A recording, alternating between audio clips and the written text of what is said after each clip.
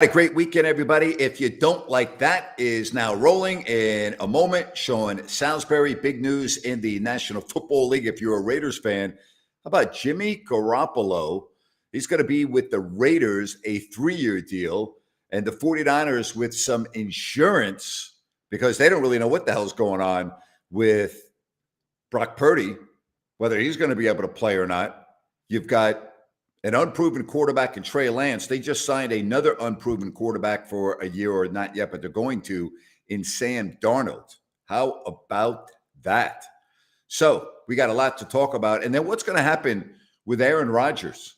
What is going to happen with Aaron Rodgers? All right, Kings and Bucks coming up for you tonight. Ryan's going to be on right here for the pregame show. Then he'll join me for halftime and the postgame.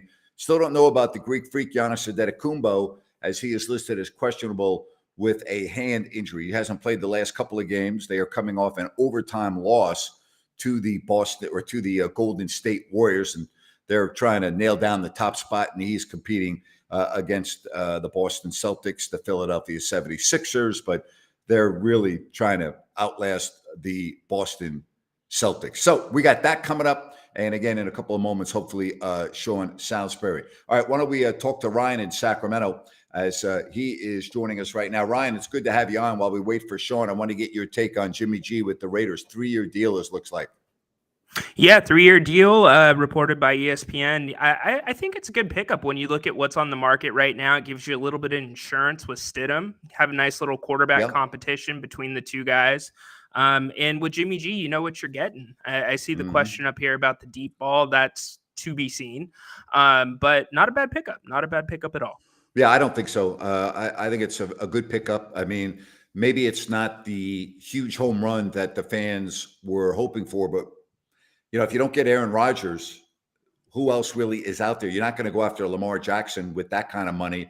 You have to be realistic about this. I think Jimmy Garoppolo is a nice move. I really do. I think that's a good signing for the Raiders. Yeah, and for the money, it makes sense, Grant. And like you said, the home runs are pretty much off the board with the exception of Lamar, and the Raiders would be giving up far too much to get Lamar Jackson with the compensatory picks. But we'll see what happens with Jimmy G in black and silver. That's going to be a little weird. Yeah, and how about Aaron Rodgers? Where he made it very clear over the weekend that a decision would be forthcoming shortly. It really appears that Green Bay's done with him. I mean, I think that's one thing we can kind of just admit. The Packers have been making all indications they're ready to move on from what is going to be a first ballot Hall of Famer. Yeah, absolutely. That's crystal clear. Almost reminds you of the Brett Favre's days, right? On his way does. out. Yep. Which would be funny if Aaron ended up in New York. But that being said, both sides, they're done with each other. Green Bay's not worried about compensation at this point by all reports. So just get it done. I mean, they're obviously willing to work with Aaron and send him somewhere that he somewhat wants to go. Yeah, we did gloss over that. You're right. Stidham did sign with the Broncos today. So he is not with the Raiders. So, again, they didn't give Garoppolo that kind of money. And I think $15 million guaranteed to have Garoppolo sit on the bench. So he's going to start for the Raiders. The question is, can he stay healthy? I mean, that's been his issue. Can he stay on the field? Durability, absolutely. And the Raiders have a decent offensive line, so not as good as the 49ers, but I think that Garoppolo could have success there, but the deep ball could be an issue with the speed. Yeah. Well, the question is Jimmy G better than Derek Carr? Well, again, I'm not putting this all on Derek Carr. Derek Carr played for the Raiders for 9 years. They made two playoff appearances, and Carr started in one of them. The other one he was hurt, and they lost. Right. So, yes, he is better. Okay? He is better because you can't do any worse than 0 playoff wins in 9 years, other than maybe 0 playoff wins in 10 years. But the point is, I'm okay with this. I really am. I think you're getting a proven veteran quarterback. He's a different type of a quarterback than Carr, but I like this move. And, listen, the Raiders have weapons. Devontae Adams, we know about. Josh Jacobs. I mean, they've got some good weapons. They got a great tight end. I mean, in Waller. They're offensively, they've got a lot of options for Garoppolo to work with. Yeah, they do. It makes you question, though, how that relationship between Garoppolo and Waller is going to be, because Garoppolo really wasn't using George Kittle too much towards the end of his run in San Francisco. So Waller is somebody that you absolutely need to have touching the ball all the time. But like you said, I mean, I think it's better to go out and get a Jimmy G than gamble in the draft for the Raiders at this point with the weapons they have on the field. Absolutely. So it is a big shift for the Raiders. We're still waiting on Aaron Rodgers. It does not appear, based on reading between the tea leaves, that there's an offer out there for Lamar Jackson. And I think the reason for that is Lamar Jackson has made it very clear that he's looking for fully guaranteed money, similar to what the Browns gave to Deshaun Watson. The problem with that is what the Browns did is unconventional, atypical, and the Browns are on a mountaintop, all right, or an island, however you want to look at that, all by themselves. No one's going to do that. And a lot of people that are owners, general managers, feel that the Browns made a bad business decision. Other teams are not going to follow suit just because the Browns made a bad decision. Now, I'm not saying Deshaun Watson's not a good quarterback. I'm talking about economically, teams aren't going to do that. So I think in that sense, I think teams are shying away from Jackson because of the demands. Here's the other issue with Jackson, Ryan. He is representing himself. He does not have an agent. Now, I don't think that's necessarily a problem, but he's making it very clear what he wants, and it doesn't seem to be well received among other teams.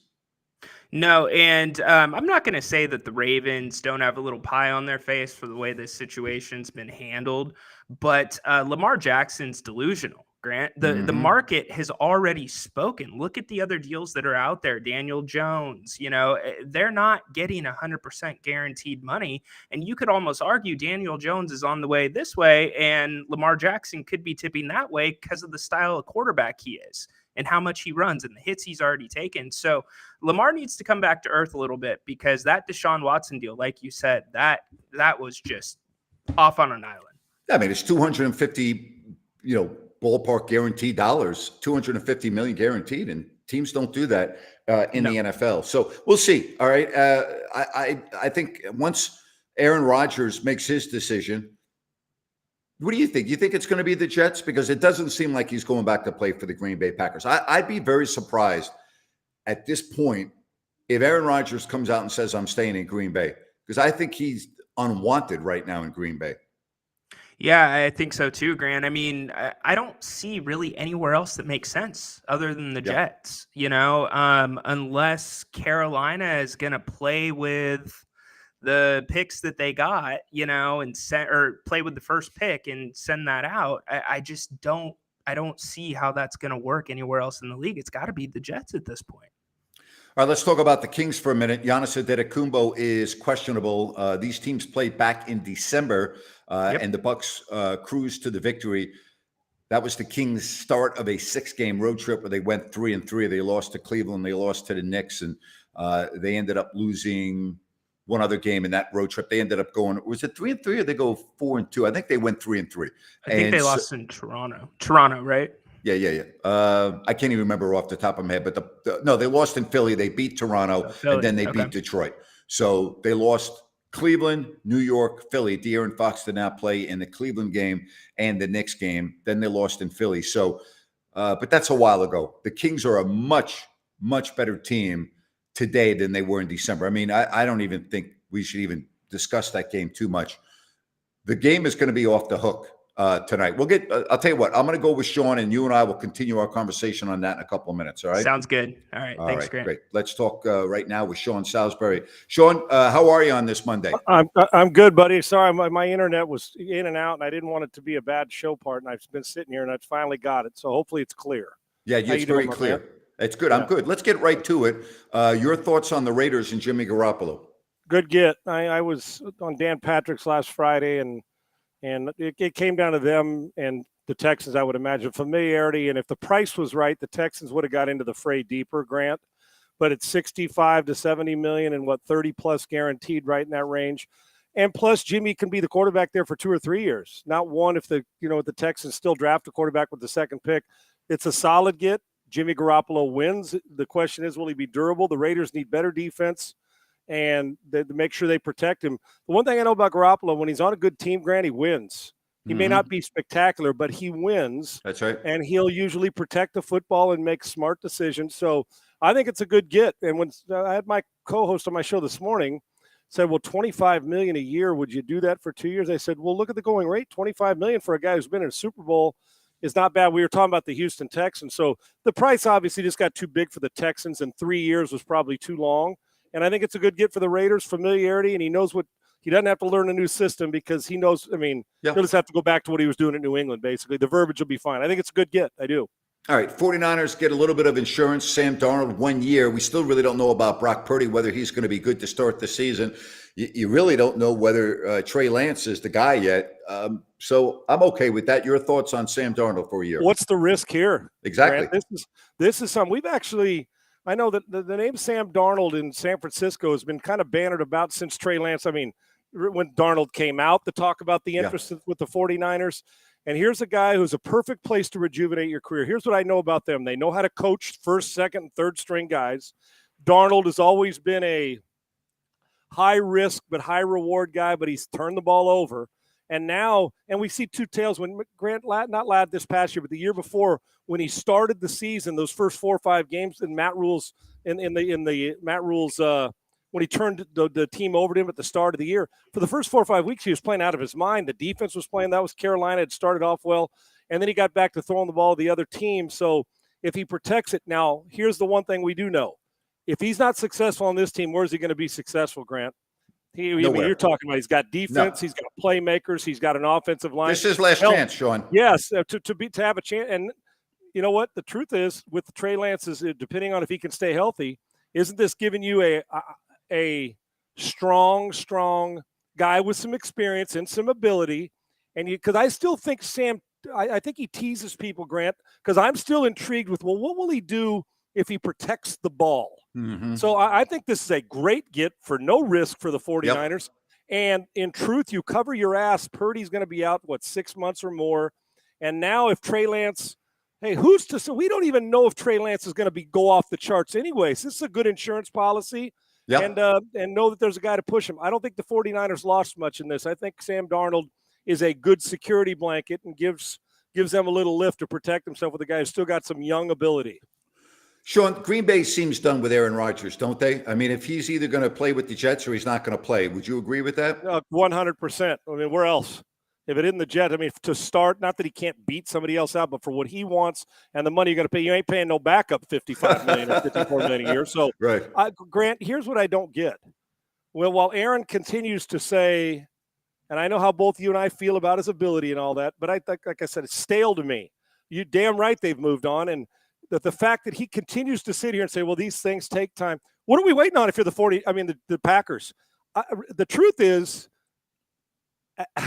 I don't give a shit right now if I'm the Packers about when he makes his decision. Right. The Jets, I mean, I know they got to wait to say, okay, he's not retiring, so then they'll trade for him.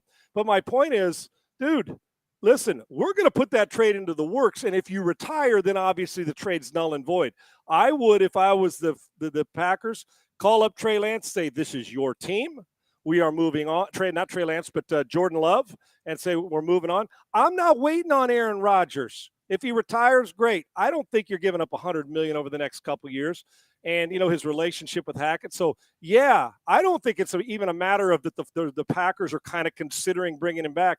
I don't even think they're making any more decisions on it. I think he's done with them in their eyes, and he doesn't get to control whether he stays with them. They're moving on. The question is, do you want to play for the Jets? And we're going to trade you. I think it's going to happen. I don't believe for 1 second that Aaron Rodgers is ready to retire. I don't. I know we're not talking about a guy that's proven himself as a starting quarterback based on his sample size in Zach Wilson, but what's going through his mind right now? Take me into his shoes. Well, probably, please don't sign. Please, Aaron, retire.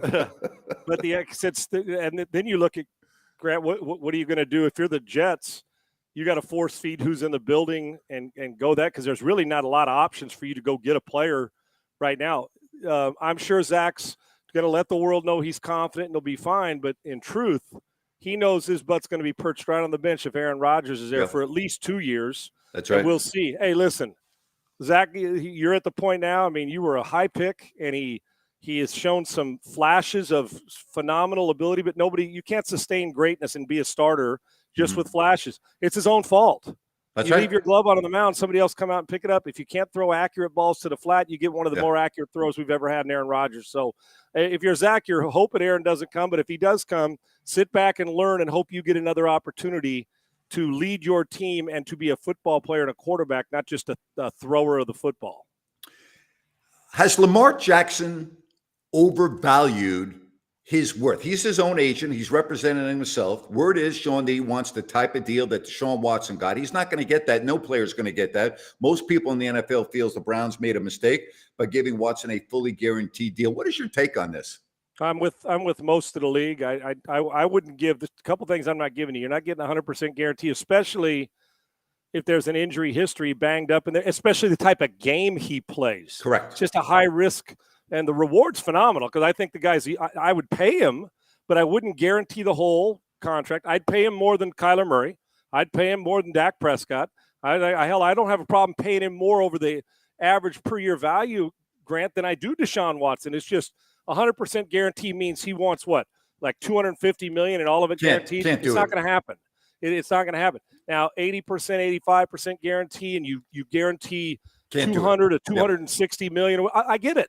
Because the truth is, if you're going to let Lamar Jackson, you're going to trade him, you better understand how the replacement, how difficult it is. So he's been up and down. I know when he's on the field and healthy, he's a playmaker, but I can't have the if he's healthy or we gave him all this, so we're going to handcuff our team.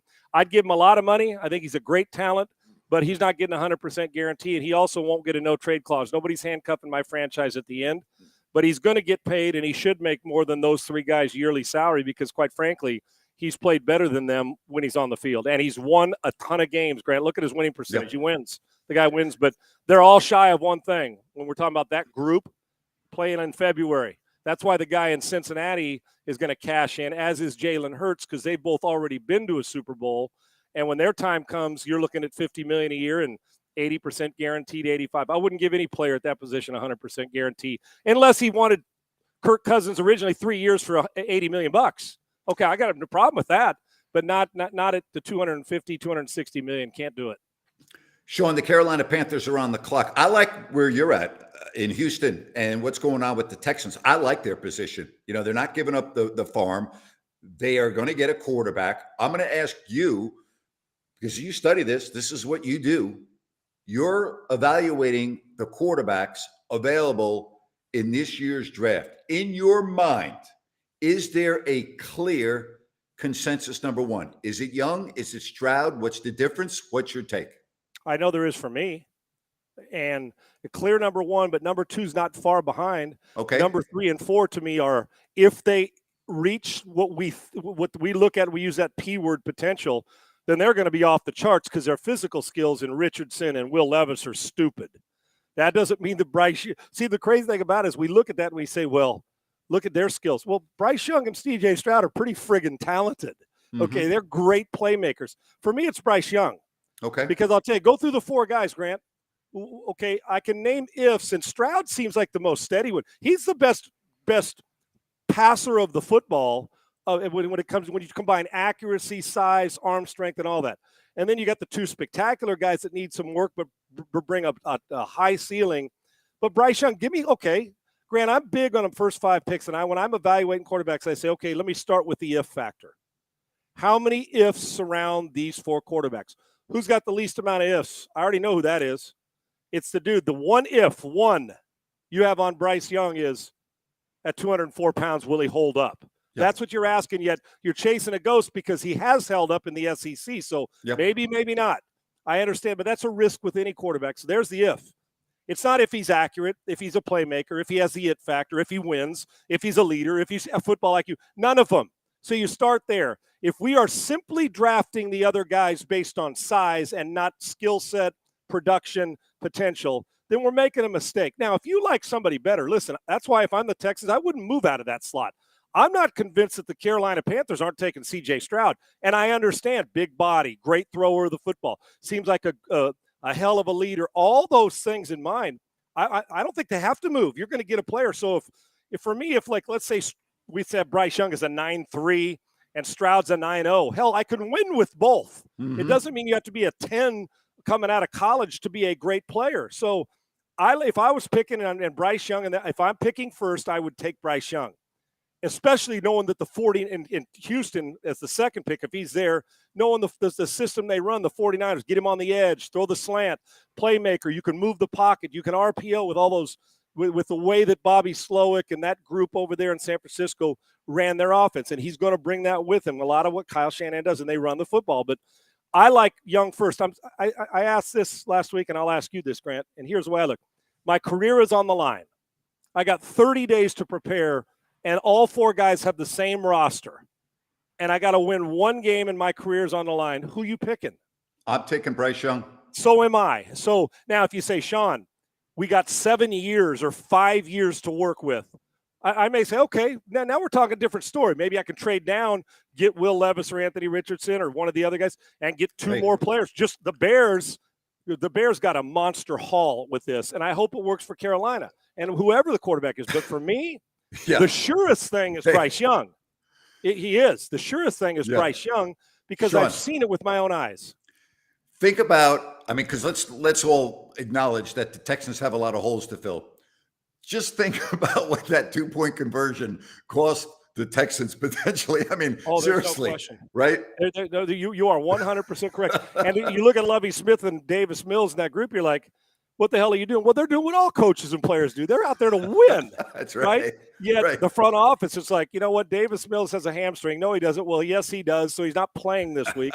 Lovie, you're not playing. That's how you prevent it. But, hey, you're still going to get a hell of a player. So I like Bryce. I think all four of them have something to love, but I just still don't know why people trying to talk themselves out of a player as opposed to talk themselves in. I think Bryce Young now, like I said, if they all hit with their ability, who doesn't love Anthony Richardson? Right. But I can't have a lot of ifs by the name of the guy that I'm drafting. Yet I think all of them and system and players around it. Grant, think about this now. Real quick on this is the difference between the best team in this league and the last team in the league. And Jacksonville can speak to this. Yes. 2 years in a row, the number one pick in the draft. They went out and got their ETN healthy. Trevor Lawrence got better. Yep. A quarterback. They brought a coach in who's got rid of toxicity and brought in stability and knows how to teach it and coach it. And they went out and got 2 or 3 players. The first pick of the draft this year from Georgia, their edge rusher. Now look at them; they win the division. So to me, you're a quarterback. You're a really good head coach. Maybe DeMeco Ryans. I'm speaking to the Texans now. And then you got Pierce, you got Tunsil, you got 3 first-rounders on the offensive line. You got Stingley healthy, you got Petrie. Now add 3 to 4 players, 6 to 8 plays a game, and a quarterback. And you can go from last to winning a division within 2 years. That I promise you. And that really, and the Texans lost 7 or 8 games last year, Grant. I know they got a long way to go, but 7 or 8 games by 1 score or less. So with a quarterback and a few extra plays, you win 5 of those. They can be right there. You're damn right you are. And that's where it starts. So you got to have that guy under center. For my money, if I'm betting my career on it, Bryce Young, I'll start with him because I think he's got everything you need other than he doesn't look the 6'5", 230 part. All right, NCAA tournament. All right, the bracket is out. And C-Dog wants to know what's your take on the Houston Cougars and the health of Sasser right now.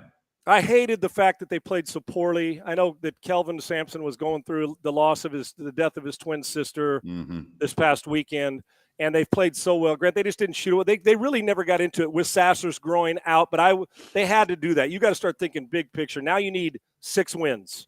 6 wins to win it all, and they're damn capable of it. And I think it may be, and not that I ever think losing's good, but knowing Kelvin Sampson really well and how they're going to practice, Grant, and knowing what he does to get them ready, this may not be a bad thing since they got to keep the 1 seed, rest Sasser. It didn't look, and Memphis is a damn good basketball team. They got a chance to beat a few teams in this tournament as well. If Sasser, who said today, was it yesterday or today that he was on, and we ran the sound that he's going to be 100% healthy or close to it. Yep. They defend. They get after you. They really defend. They're as good as anybody in the country. And I'm talking about guys off the bench. They buy into it. They're help defense. When you throw entry passes, they're helping and they're jumping from their guy to the next. They run off.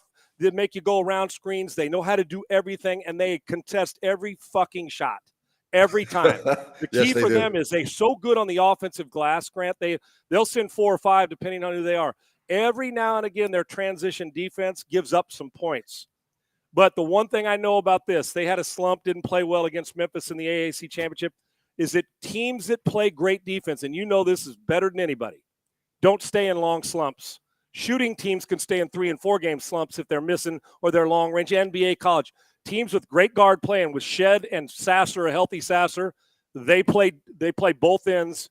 They can contest shots, and I'm just telling you, they'll get out of slumps quickly because they defend, and you got to work for every damn point. I like Houston. I think they're a Final Four team, and then you got to knock down shots when you're playing Purdue or you're playing Alabama. You got to knock down shots in Kansas because those types of teams have them. UCLA, Arizona. They can beat you with that, and they can score. But Houston's as good as anybody in this tournament, and they'll play as good a defense as anyone, and they will be relentless on that end. Sean, you've been on the big seat before at ESPN. You've dealt with a lot of topics in football. Some you didn't want to have to talk about, and you did. Yep. And I'm talking about Greg Gumbel, and I think he's being unfairly criticized for his comments about Alabama, and I'll tell you why. What the hell is Greg Gumbel supposed to do? He's hosting the NCAA selection show. All right, it's on the network. And, people thought that him sidestepping, using that word, the situation with Alabama and Brandon Miller, what do people want Greg Gumbel to do? They want him to go out and do a 5-minute essay on how he feels about what happened there. I think he's being, and again, I understand we've been in difficult situations as announcers before. What did people expect from Gumbel? I don't get this. Yeah, well, isn't Greg Gumbel the host and not the analyst? That's correct. He is the host. Thank you. So a host's job is to tee up great questions and put a bow on it and get to the next topic. Yes. Okay, so let me just take you back to a guy I love and I know you have respect for, Bob Costas. Oh, boy. Remember when a lot of things, Bob, when he was doing stuff where that NBC halftime, he'd give he'd give a soliloquy or a documentary, a basic opinion for about 2 or 3 minutes at halftime. Some would say, Bob, get off your high horse, but he was doing what a brilliant Bob Costas does, whether you agree or disagree, whatever the topic. Sure. But he used to get completely hammered. People would hammer him for his opinion. That's correct. But that he was on there it was a commentary. So it was him giving a 3-minute, whatever it was, 2 minutes. With Greg Gumbel, I don't know why. Do you expect that Reese Davis, when he's teeing up Jay Billis, now if Jay Billis wants to hit it, Jay Billis will hit it hard. He's the best analyst we got going. That's their job. So listen, Greg's opinionated, is opinionated on daily sports radio and all that. Yep. At least he's got an opinion, but he's a host. And that's Greg Gumbel's job. Clark Kellogg and Seth Davis, those guys, and Charles Barkley, and those guys, that's what they get paid to do. So listen, it's a tough situation. Sometimes you got to comment, but the more a guy like Greg Gumbel talks about it, the more we're saying, well, you're not the player, So he can't win. If he would have given it, they'd be mad. If he doesn't give it, they say, well, you got to hit on it. So Greg's, his job is to host it, tee people up and get going. And if he's on a radio show and going through interviews, that's a whole different story. But when you're doing the committee thing, the analyst, the host job is to tee analysts up. We've seen James Brown do it. We see all these guys do it. So listen, I like Greg Gumbel, and people can agree or disagree on his opinion, but he also, who's to say what the notice from the big bosses were there as they get set up for a tournament too. You know what I mean, Grant? Sometimes your hands are tied or sometimes they want you to cut it loose. And I wasn't the production meeting, so I don't know. All right, last thing. I know you've been in locker rooms before where you are always worried about an individual when they walk out of the facility. I've seen it before in the NBA, a very good player, and you're not really sure if that player is going to be on the court or on the field the next day or that week because he might be getting into trouble. And I'm talking about Ja Morant. The number of episodes is the wrong word, the incidents that have come out about Morant and the latest via Instagram and the subsequent 6-game suspension, 2 games, and now an additional 4 games. At that age, in that amount of time, you've got to be extremely alarming. And again, you know what it's like being in the locker room as a player. I know what it's like being close to all the players. And basketball is a lot different in football because you only have a handful of players, relatively speaking. So you know a lot more about the players, what they're doing. It's not a good situation, Sean. It just isn't. He's got to grow up and he's got to do it fast because whenever you talk young kids all over the place now, when they say Ja Morant, he's become one of the faces of this league. That's correct. Now listen, the gun and the fight and a teenager and those things, he's got to, hence why the NBA suspended him and made him stay away from work for a minute. Now, listen, there's going to be the dual argument on this. Is I don't hang around and drop 50 grand at a strip club. He and Harden can have all the strip club competitions they want. Yep. But you got to understand the room. That for me, did he break a law on that? No. Does he do anything wrong? No, it's a club. It's open. I can't believe. You know what? We don't know. With a gun, there's no charges. That right. Listen, it's not against the law to go to a strip club. I don't That's have a problem with guys going to strip clubs. I really right. don't. You know, and I'm going to be honest. You know, before we've camera all been phones to one. and everything. Listen, we used to go, and I really mean this. The Sacramento Kings players, we used to go to strip clubs in certain cities. You know why, Sean? And I don't laugh when I say this. Is there were very few restaurants and places to eat. Okay, after a game. So and I know people are going to come on, Grant. This food was outstanding in a lot of these places, and they weren't really going for the girls. And I know people are going, God, come on. I'm just being honest with you. I'm being very transparent here. Both, some that want it. You're exactly right. I know what you're saying. Right. It's not, and again, nobody was doing anything wrong. It was like, okay, we're going to get something to eat, and we're going back to the hotel, and that's what happened. It's not against the law. The gun part, though, Sean's alarming. Yes. Now, see, we got one here. I don't know who this is. M3SA. Punching a kid 17 times isn't a crime. Did you just listen? I said punching the kid, bringing a gun. I got a major problem with that as a face, no doubt. Yeah. There's no doubt. That is without question a problem. I'm simply talking to sitting in when we saw the stuff on Twitter and Insta, whatever it was, where he's getting a lap dance on Twitter and there's $50,000 flowing around there. Who cares? That part to me. Who cares? You got understanding the room and know he's going to get criticism one way or the other. Listen, had that happened and he scored 35 the night before and nobody the gun and punching the kid, nobody would have said shit. That's right. No, nobody said shit. And 50 grand is monopoly money to these guys. Right. All the stuff that's come down, it's his money. Shit, I'm not in his wallet. But the fight with, you know what I'm saying? Hell, I'd like to have 50 grand to throw it on the ground. I'd probably do something different with it. But it just doesn't look good after what he'd been through. That's all I'm saying. No, I don't give a shit if he spends 5 nights a week in a strip club eating roast beef.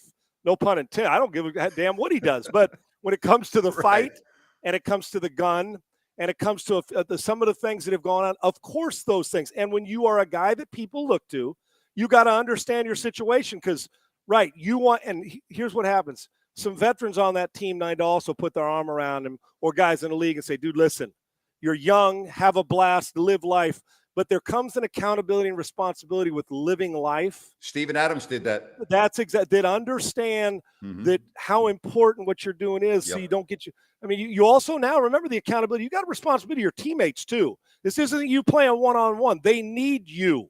So I'm not the gun, the fights. I do not condone that at all. I'm not going to sit here and drop that because I mean I don't frequent them. I know some guys are frequent. That's fine. It ain't my money. It ain't my lap dance. I don't care what he does in a strip club as long as it's not something against the law. That's right. The rest of it I got a problem with for a guy who's a great. Wouldn't it be a shame for him not to reach his talent because of stupid little things that he's done? But hopefully this will get worked out in veterans and he will wake up and realize just how important his career is and that sometimes you just got to go to your room sometimes and stay away from the trouble and take care of your business. Sean, have a great week, buddy. You too, bud. Thanks for having me on as always. I appreciate you. I appreciate you too. That's good stuff with Sean Salisbury. In a moment, we'll get back to Ryan in Sacktown. I want to say thank you to New Works Plumbing of Sacramento, locally owned for over 20 years. New Works has a fix for you. Just go to sackserviceplumbing.com. Call the number on your screen. That's New Works Plumbing. And remember, they've got a fix for you. All right, Ryan, we're getting closer to game time.